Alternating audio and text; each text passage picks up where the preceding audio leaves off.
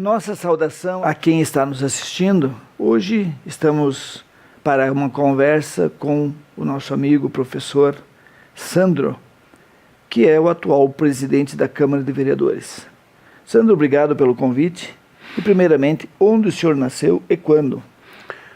Eu que agradeço o convite feito pela TV Cidade, Sinair. E onde eu nasci? Eu nasci logo aqui, como a gente diz, aqui de baixo. Logo aí embaixo. Descendo aqui, passando a ITM, à esquerda, entra para o Caçador, linha Caçador, Rio Caçador. Né? Eu nasci ali, no interior mesmo? No interior mesmo, interior de Farroupilha. Há poucos anos? Alguns anos atrás, mais de 20, menos de 100. Então tá na média. E trabalhou na colônia ou não? Sim, nós tínhamos aviários de frango. Aquela região lá tinha tios meus que tinham aviários de frango, eu tinha meu pai que também tinha, então desde que eu praticamente fui criado nesses aviários de frango. Trabalhei um bom tempo lá. Então até os meus 20 anos, quase 20 anos eu fiquei trabalhando com aviários de frango. E depois veio para a cidade trabalhar com o quê? Na verdade eu vim para a cidade, trabalhei um tempo, acho que foi 1 ano e meio mais ou menos, ali no administrativo da Lojas Colombo. Ali embaixo no viaduto, sabe? Sim. Trabalhei um tempo ali embaixo. Aí depois que trabalhei ali, meu pai foi para Porto Alegre, meu tio, fiquei um período em Porto Alegre, depois para Caxias, um tempinho também.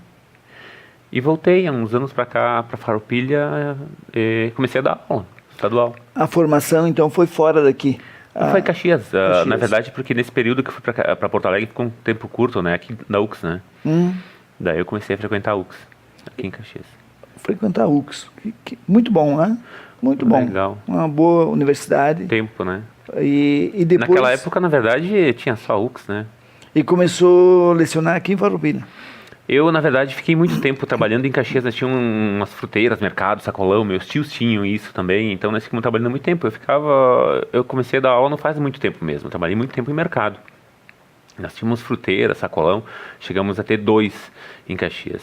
E trabalhava bastante nessa área, trabalhei bastante em Caxias nessa área. E nesse comércio de alimentos a gente trabalha bastante mesmo. Eu fiquei 10 anos com supermercado e sei te dizer que se trabalha muito. E depois, Sandro, começaste a dar aula em que educandário aqui em Farroupilha? Eu comecei a trabalhar aqui no Estadual Farroupilha, na Vila Jansen, na escola Júlio Mangoni. Júlio Mangoni. E aí, bem. Então, comecei essa questão de trabalhar em sala de aula. E foi uma boa experiência? O que te levou? Quais as tuas motivações para começar a entrar nesta nova etapa? E que eu não chamo de profissão, eu chamo de missão. Eu sempre digo que há um bom prazo de tempo para cá, quem faz licenciatura, quem realmente quer dar aula, entrar na sala de aula, pode ter certeza que não está querendo enriquecer, né? Porque de forma alguma vai conseguir fazer isso. Então, mas eu sempre gostei muito, daquela relação com os alunos e sala de aula, e é sempre muito legal. Eu sempre gostei, sempre tive esse sonho. Eu acho que quando eu estava na sala de aula, eu tinha o sonho de dar aula, de estar lá na frente dando aula. Então, na verdade, eu acabei fazendo isso. Chegou uma fase da minha vida em que eu quis ir para a sala de aula e fui para a sala de aula. Que bom que você tem essa noção de que a vida dessas pessoas que estão do outro lado modificam muito a partir do momento que começam a te escutar, começam a te admirar e que começam talvez projetar um futuro também como o seu professor é hoje. Tem algum arrependimento por ter escolhido até agora, ou você acha que deve continuar mesmo a gente sabendo o que está passando, os momentos que estamos passando no tocante à educação no país? Na verdade, Sinair, a educação no país nesse momento é um caos, né? A educação no país nesse momento é lá um caos. Eu acho que eu fiz a escolha, eu escolhi alguma coisa que eu queria fazer. Eu acho que as pessoas precisam fazer algo que querem fazer. Quando que a gente vive a vida da gente e não faz algo que realmente estava com vontade de fazer, faz por interesse financeiro, faz porque o pai ou a mãe mandou, pediu, exigiu, eu acho que tu deixa de viver a tua vida. E aí como é que eu vou chegar nos meus 70, 80, sei lá, 90, quem sabe, E sabendo que eu sempre fiz alguma coisa para ganhar dinheiro, mas nunca realmente quis me realizar em uma profissão. Então eu não me arrependo de forma alguma. Eu gosto. Eu adoro estar junto com essa galera nova, trabalho com ensino médio, e eles têm uma energia muito interessante. Tem uma energia muito interessante. Então, de maneira alguma, eu me arrependo, embora a situação no professor tá complicada, tá muito complicado. Eu tenho uma sobrinha e uma cunhada e uma ex-cunhada que são professoras em Caxias do Sul. E eu percebo que isso é meio comum em vocês, olhar isso como uma missão, deixando de lado o lado financeiro e às vezes até passando por dificuldade financeira, mas olhando como a missão de transformar vidas. E eu acho muito elogiável. Me diz outra coisa.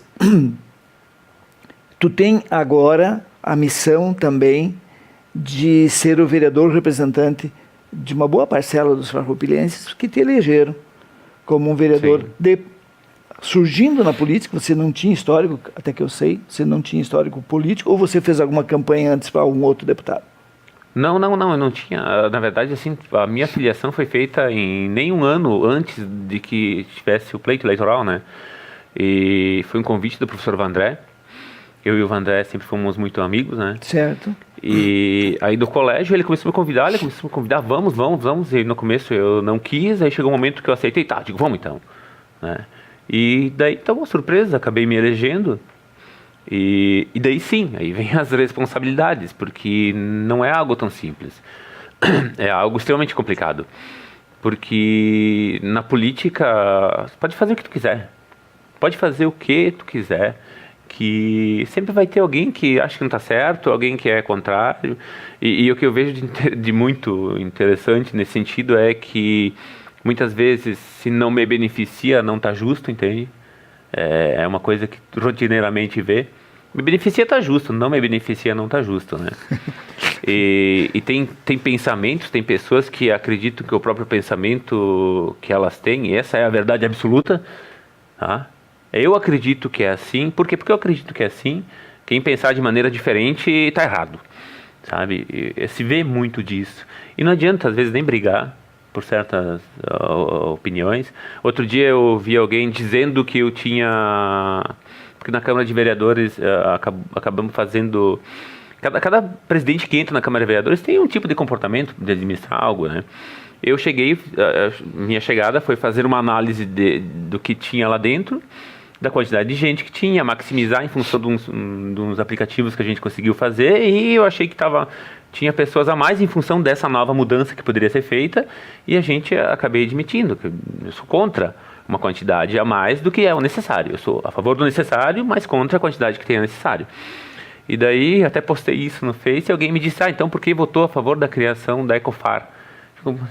A Ecofar foi criada alguns anos antes de eu entrar.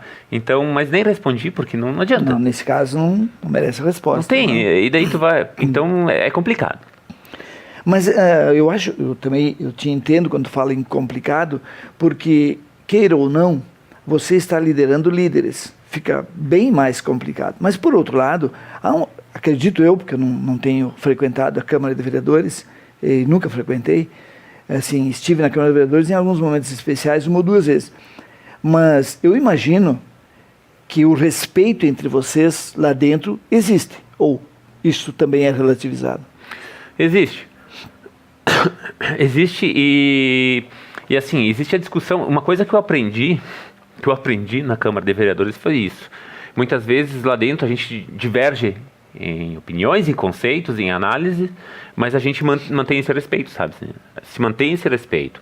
Até aconteceu há poucos dias atrás que teve a votação do projeto para asfaltamento lá da região ali de Salto Ventoso, e nesse projeto teve discussões, teve público, e tem aquela questão de pressão, aquela oposição, situação, aquele monte de coisa. E no final, fomos no restaurante na frente, todo mundo almoçou junto aí, sabe? Então tem essa questão de saber, e eu acho que isso é interessante, porque eu não tinha isso para mim, eu não tinha essa consciência, eu não tinha esse tipo de comportamento, porque a gente pode divergir em algumas opiniões, mas isso não necessariamente faz com que nós sejamos inimigos, né?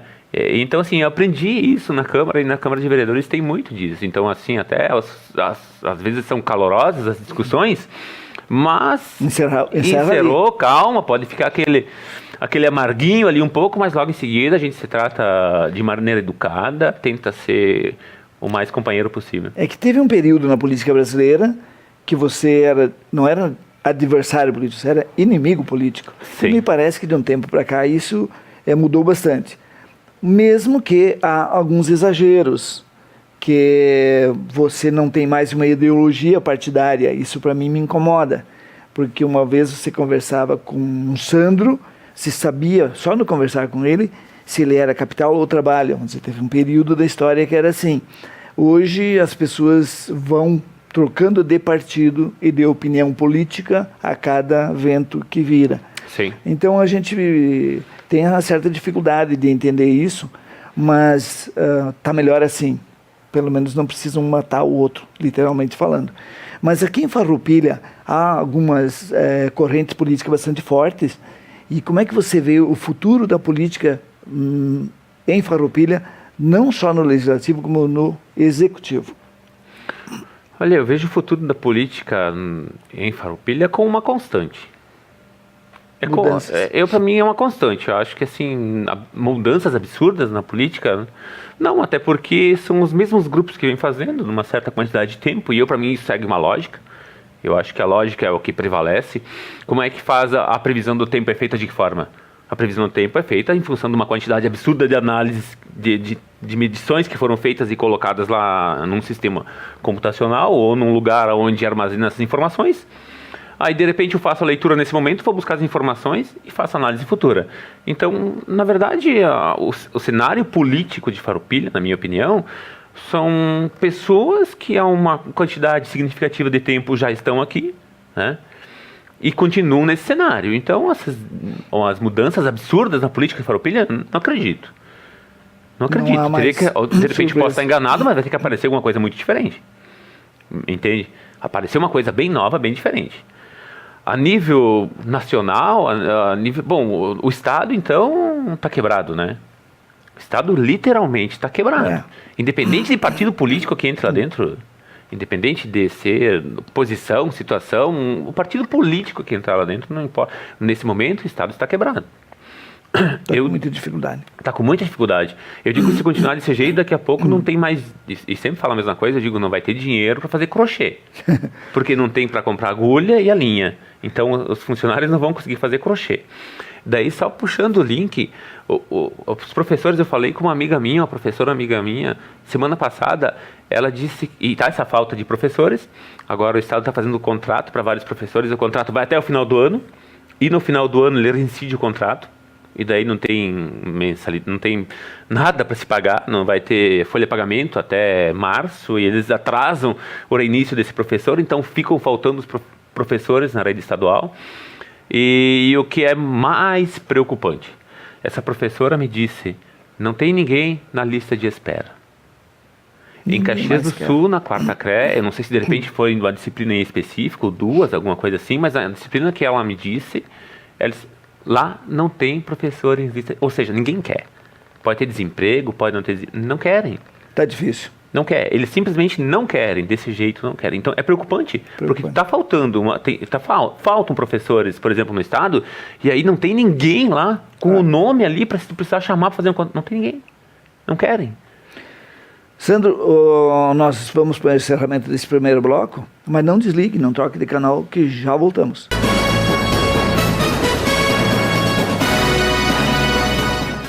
O cooperativismo liga pessoas e ideais a um mundo melhor.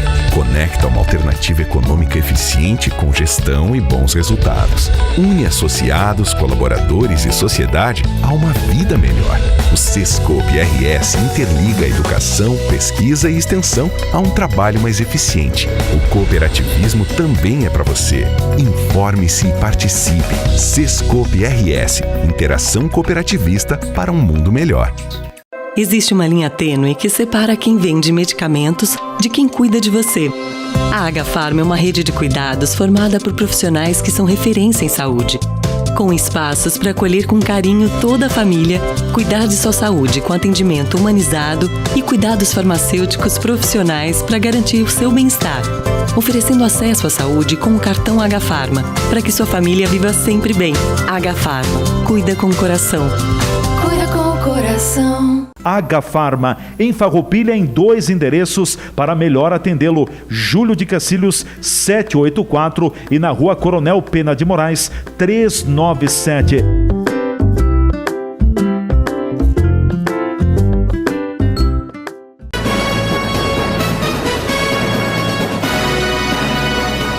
De volta ao nosso bate-papo com o Sandro, que é o nosso presidente da Câmara de Vereadores de Farroupilha. Sandro, agora vamos subir um degrau, subir um pouquinho, sair um pouquinho de Farroupilha. O Rio Grande do Sul teve muita dificuldade com o governador Sartori, que não conseguiu fazer uma base consistente, uma maioria na Assembleia, não conseguiu aprovar seus projetos que julgava decisivos para o Rio Grande do Sul. E agora Eduardo Leite vem com uma nova proposta e conseguiu, não sei se por habilidade ou por necessidade que as pessoas entenderam assim, e está com uma base, me parece, bastante sólida. Como é que você enxerga esse plano político para o Rio Grande do Sul? Olha, é complicado esse cenário. É complicado porque um dia nós estávamos conversando até com os vereadores lá na Câmara de Vereadores. E assim, ó, o quanto positivo é, o quanto negativo é isso tudo. Porque, Sinair, pensa comigo, se eu tenho uma quantidade, uma base de aliados bem grande, isso é importante. Porque eu aprovo meus projetos e realmente consigo concretizar o que eu quero. Mas muitas vezes a que custo tudo isso? A que custo tudo isso? E isso não se dá a nível só estadual. A nível federal também. O presidente é algo extremamente importante, é a figura máxima do país, concordo. Mas o presidente ele precisa ter um apoio de quem? Do Congresso. Câmara dos Deputados, Câmara dos Senadores, o Senado, na verdade em si, se ele não tiver essa base política, essa base de sustentação política, ele consegue fazer o quê? Decretos. Então, essa base é que me preocupa, porque quando que ela é pequena, o presidente não consegue aprovar nada. E se ela for grande, a gente sabe os problemas que ela traz sendo grande. Então, até quando que a gente vai conseguir viver nesse sistema? E daí eu ouvia dizer assim, há um tempo atrás, quando era o Temer que estava lá, que estava comprando, e muitas pessoas acham que esse comprar é comprar de dar dinheiro para as pessoas, literalmente, para os deputados, dar dinheiro. Eu vi até alguns vídeos em que mostrava a gente com dinheiro transportando. Não, esse comprar é com emendas parlamentares, por exemplo. Mas teve compras com dinheiro. Não, daí tudo bem, mas sei lá, entendeu? Me entende, Sinair? E o que mais me preocupa, Sandro, é que quando aconteceu o mensalão veio em função da famosa governabilidade. Se estabelecer esse termo em nome da governabilidade, tudo podia. Então, houve, sempre existiu esse toma lá da cá, sempre. na República. Só que veio potencializando e chegou num momento que as próprias emendas parlamentares, que é impositivo, está criando um problema para o governo. Porque se o governo tem ou não tem esse dinheiro disponível, tira de onde tiver, mas as emendas são impositivas. O deputado federal sai com o dinheiro. E depois, as emendas parlamentares, na minha opinião, como é que posso eu, por exemplo, se eu for um deputado estadual ou federal, eu tenho o direito de pegar uma emenda parlamentar e colocar onde eu quero. Isso não deveria ser analisado por um deputado? Concordo com o senhor. É como eu aqui como vereador, Sandro. Já pensou, eu começo a ganhar uma quantidade de dinheiro para aplicar onde eu quero. O que eu vou fazer? Vou aplicar na comunidade que vai me dar mais votos? Aí, mas tem uma demanda muito importante lá. Tem uma demanda muito importante naquele bairro, mas eu vou entender que aquela demanda não é importante porque a quantidade de votos não é significativa? Isso é um absurdo. Na minha opinião, eu acho um absurdo essas emendas parlamentares dos deputados federais. Eu acho um absurdo. Então, porque é uma analogia de pensamento, né? Sim. É uma analogia de se pensar. Se pensa dessa forma, já pensou se eu fosse vereador e pudesse ter dinheiro na minha mão e destinando a pessoas? Outro dia eu falei aqui na TV, Sandro, que não precisávamos mais pagar ministérios. Se o parlamentar que vai cuidar do dinheiro, o Ministério ficaria, vamos dizer, muito prejudicado a sua atuação, porque eu vou dizer em cada cidade, na infraestrutura, o que eu quero que aconteça na minha cidade e não mais através dos ministérios. Então fica bastante prejudicado, mas que bom que vocês, como vereadores, isso é mais ou menos a maioria ou tem alguém que tem entendimento contrário? É que, na verdade, o que acontece? Fica meio difícil, como vereador, fica até meio difícil dar esse tipo de opinião. Por quê? Porque daí tu começa a poder, nesse caso, fazer com que algumas pessoas pensem que esse tipo de coisa é normal e os deputados, quando a gente vai pedir, porque infelizmente tem que pedir depois essas emendas, que foi o que aconteceu com o hospital há um pouco tempo atrás, né? Foram pedidas essas emendas e ainda bem que esses deputados destinaram emendas dessas ao hospital, mas eu não entendo por que esse trâmite. Eu acho que o governo deveria perceber da necessidade, deveria ser indicada a necessidade de que o hospital estava fechando e que precisava de recursos, e daí indicada essa necessidade ao governo, e o governo que mandasse esse recurso. Faz o que o governo vai mandar recursos, principalmente onde tem necessidade absurda, como aqui nós tínhamos, né? Então, eu sou contra esse poder dado a deputados federais, dizendo, peguem o dinheiro, peguem a emenda e coloquem, levem para a demanda que vocês querem. Então, eu sou contra. Enquanto o presidente da Câmara, que você está agora, qual é a tua maior dificuldade enquanto vem um projeto do Executivo, por exemplo? Ou até um projeto de um colega teu, de oposição, vamos botar assim. Qual é a dificuldade que você tem com a oposição hoje e se isso é recorrente? Na verdade, assim, eu não tenho essa dificuldade com a oposição. A gente consegue se dar muito bem nesse sentido. O que tem é que, às vezes, em função do governo ou em função de oposição, se consegue em grupo se tem uma posição diferente. Às vezes tem uma posição diferente. O nosso grupo do governo tem uma posição diferente da oposição. Mas, na grande maioria das vezes, se vocês forem ver todos, nesses 2 anos que eu estou aqui, na grande maioria das vezes, se for ver os projetos que nós votamos na Câmara de Vereadores e os projetos que a dita oposição votou contra, são poucos. A grande maioria, todos os vereadores concordam na importância e votam. Que bom. E votam. É o que acontece na grande maioria das vezes. Na grande maioria das vezes. E algumas vezes a votação foi contrária, foi em função do pedido de urgência. O governo entender que tinha mais urgência e a própria oposição dizendo o seguinte, não, esse projeto nós acreditamos na importância, mas a gente queria mais um tempo e daí começou a ter um conflito nesse sentido, porque já tinha estado dado um tempo e coisas desse gênero, e foi mais em função da quantidade de tempo. Não que não tivesse um tempo hábil para isso. Porque tem uma combinação que a gente fez e a gente respeita isso. Eu e os vereadores que são da situação, tem uma condição que a gente respeita, que é de que o projeto não chega na casa hoje, um projeto de importância, não chega na casa hoje e é votado amanhã.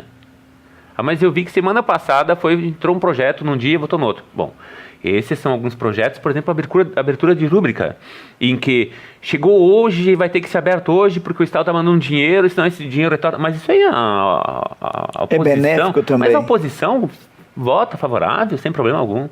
Esses têm. Que bom. Mas os projetos têm o seu tempo de tramitar na casa, ser analisado. Nada é votado a toque de caixa. O senhor está me dizendo que Farroupilha tem uma Câmara de Vereadores madura. Politicamente falando, são pessoas responsáveis. E nesse sentido, assim, eu sempre digo que se houver alguma dúvida a respeito disso, a gente pode buscar as informações. É só entrar na Câmara de Vereadores, analisar projetos antigamente. Quanto tempo entrou hoje? Qual é o prazo médio? Qual era o prazo médio que esses projetos eram votados? E se pega hoje, porque isso está tudo documentado. E se pega hoje e faz uma análise. Eu não sou daquele tempo, mas eu tenho certeza absoluta por tudo que eu ouvi hoje, que a quantidade de tempo de votação, hoje em dia, é muito mais ampla do que era. Qual é o tempo do presidente da Câmara? Aqui de Farroupilha é 1 ano. 1 ano. Só 1 ano. E já tem o próximo determinado ou não? Não, porque vai ser votação no final do ano. Por votação. Vai ter votação. E porque muitas vezes fazem no início desse período do mandato, no caso? Sim. Esses 4 anos já fica determinado. Não, ele na verdade... A cada ano vocês... Tem um trabalho que cada um faz em função disso, tem uma articulação nesse sentido do trabalho feito. Não é partidário, é individual. É individual, partidário, então tem um jogo em que se faz isso. Mas não tem nada definido quem vai ser no final do ano. E tem reeleição ou não? você Não, poderia... não. No final do ano é obrigado a sair. Na verdade, obrigado, até não sei pelo regimento interno, mas eu tenho esse ano e aí eu vou respeitar que o próximo presidente assuma um outro. E outra coisa que eu ia te perguntar, você pretende ir para a reeleição a vereador? Pretende continuar? Você acha que é bom isso para você e para a cidade? Olha, eu acho, é uma pergunta bem complicada, né? Exame de consciência. É bem complicada, porque não é fácil, sabe? Eu sempre trabalhei em sala de aula, sempre me dei muito bem com alunos, com colegas, isso e aquilo. E a gente agora, queira ou não queira, volta e meia, vê críticas, entendeu? Mas a crítica é inerente de quem faz. Ela é complicada, entendeu? Eu não era acostumado com isso. Eu era acostumado a me dar bem mesmo. De vez em quando, alguma coisinha assim, sala de aula, mas muito pouco. E então, isso te apavora um pouco, sabe? Há quanto você está? Vai para o 4º mês como presidente? Sim, como presidente, eu comecei agora no 1º de abril, 1º de abril. 1º de abril, não, 1º de janeiro. 1º de janeiro? Isso. Mentira, 1º de abril. Não, mas vocês não estavam em recesso parlamentar no janeiro? É que, na verdade, nós estávamos, no mês de janeiro, nós estávamos em recesso. Mas como eu tinha modificações a serem feitas lá dentro, eu fiquei ali. E toda modificação que é feita dentro da Câmara de Vereadores, na questão da presidência, ela precisa de muito estudo, muita análise. Não é tão simples. Se você tinha uma empresa, né? Sim. E essa empresa são decisões que você toma. Muitas vezes as decisões são tomadas por você mesmo, a burocracia é bem menor e ainda leva tempo, né? Tudo uma gestão. Ali é muito pior. Dentro da Câmara de Vereadores é muito pior. Depende de criar consenso. Né? Depende de pessoas, depende do que por lei pode ser feito. Aí depende de opiniões. É bem complicado. Quantos assessores tem o presidente da Câmara? Na verdade, assim, eu estava no meu partido, eu e mais um vereador, o Odair Soberai. E nós tínhamos a nossa assessora. Uma assessora. Então, como que o vereador, ele tem direito a ter uma assessora, e eu, como presidente, tenho direito a ter uma assessora na presidência, então nós poderíamos ter 2. Mas como eu comentei que eu acho que tem que ser alguma coisa enxuta, nós fechamos a vaga de assessoria. Nós fechamos a vaga e convidei o vereador para ir para a sala da presidência junto com nós. E daí nós levamos a nossa assessora que estava lá na bancada, levamos para a presidência. Como uma última pergunta, nós estamos encaminhando para o final, você concorda com a ideia de que na Câmara Federal, dado a isso que o senhor falou lá no início, que modernizando, menos pessoas são convidadas a trabalhar junto dentro do próprio trabalho da Câmara de Vereadores. Na Câmara Federal, tem condições de reduzir o número de deputados federais? É interessante para o país, na sua visão?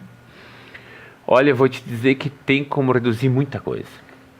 Tem como reduzir muita coisa nesse país. E daí, nós estamos atrás de 2 aspectos esse ano, que é enxugar. E assim, a nossa Câmara de Farroupilha ela tem um orçamento que é um dos menores da região. Tá? Isso não é por causa do Sandro, não, isso é por causa das outras gestões que me antecederam. E esse ano eu percebi que dava para fazer mais alguma coisa, e foi feito. Com dois ou três aspectos que nós queremos tentar implementar, que a outra é a construção de uma Câmara, não uma Câmara imponente, gigante, com valor absurdo. Eu quero ver se a gente consegue construir ou deixar implementado até o final do ano isso. Teria uma diferença ali de aproximadamente R$30 mil mensais de custo. Mas R$30 mil não é muita coisa, né? Não, representa. Mas R$30 mil multiplicado por 5.500 municípios. A quantidade de dinheiro que as câmaras de vereadores recebem, que é parcela do município, elas recebem aproximadamente, como que a quantidade nossa de arrecadação é um pouco maior do que a média dos outros, vamos fazer o seguinte, vamos dizer que o executivo recebe 50 vezes mais do que o legislativo. Exagerar. Tá? Então, multiplica isso aí por 5. Primeiro multiplica por 5.500, depois multiplica por 50. Então, 30 mil vezes 1.000, 30 milhões. Vezes 5, 150 milhões. Representa. Vezes 50 daí, né? Isso aí vai para 10 bilhões, 20 bilhões. Eu sei que eu fiz a conta a nível de União e Estado, porque o Estado ganha mais ainda que o município, e a União mais do que o município. Isso aí chega na ordem ali de 200 a 300 bilhões de reais por ano. E a vida seguiria normal, igual. 200, 300 bilhões. Uma última pergunta, então. Quanto ganha um vereador hoje em Farroupilha? O vereador ganha aproximadamente, isso agora não sei o valor final, mas valor limpo R$4.500. 4.500. 4.500. E o presidente ganha o dobro? O presidente ganha 1.000 a mais. 1.000 aproximadamente a mais? 500. Eu estou brincando porque eu achei que era igual. Ah, ganha Não, R$1.000 é a 1.000 a mais. mais. Ah, R$1.000 a interessante. mais. Uma informação que eu não tinha. R$1.000 a mais. Muito bem. Muito obrigado. Eu que agradeço, Foi Sinair. um bom papo, gostei de conversar com o senhor, não lhe conhecia pessoalmente. Obrigado, E igualmente. tenha um bom trabalho durante esse restante de ano, restante de legislatura, inclusive, e que volte para a próxima legislatura, que os farroupilenses precisam de pessoas jovens e com estas ideias inovadoras. Te deixo com a última palavra. Obrigado pelo convite, então, Sinair. Estamos à disposição. Obrigado Muito obrigado. mesmo. Obrigado, senhor e a senhora que nos acompanharam. Até a próxima.